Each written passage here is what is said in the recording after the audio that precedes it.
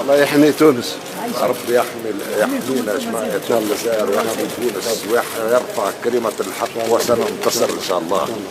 قلوبنا دائما مع الشعب التونسي ومع أخي قيس. نعم. تونس شوف، تونس تتأثر بكل شيء وما تسقطش.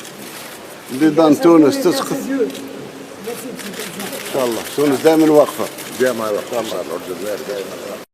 تفاعلت العديد من المنصات مع التصريحات القوية التي أدلى بها الرئيس الجزائري عبد المجيد تبون من العاصمة التونسية لدى استقباله من طرف الرئيس التونسي قيس سعيد، حيث وجه الرئيس تبون رسالة معبرة صافية من القلب إلى قلب الشعب التونسي الشقيق الذي يتقاسم مع الشعب الجزائري مصيرا مشترك. وأكد الرئيس تبون أن الجزائر ستبقى وفية لتونس، وتونس لن تسقط رغم تآمر الخونة في الداخل والخارج. أكد الرئيس الجزائري عبد المجيد تبون مجددا للشعب التونسي أن الجزائر ستظل وفية لجارتها في الشرق رغم المؤامرات والمكائد التي تحاك للدولتين من قوى وأنظمة الشر. وبدون أي مبالغة فإن تصريحات الرئيس تبون أثبتت اليوم مجددا أن الجزائر ستبقى داعمة لتونس كما أن تونس ستبقى داعمة للجزائر، وهي التصريحات التي تحمل معاني نبيلة ورسائل دبلوماسية لأعداء تونس والجزائر الذين يحاولون ضرب وزعزعة أمن واستقرار المنطقة.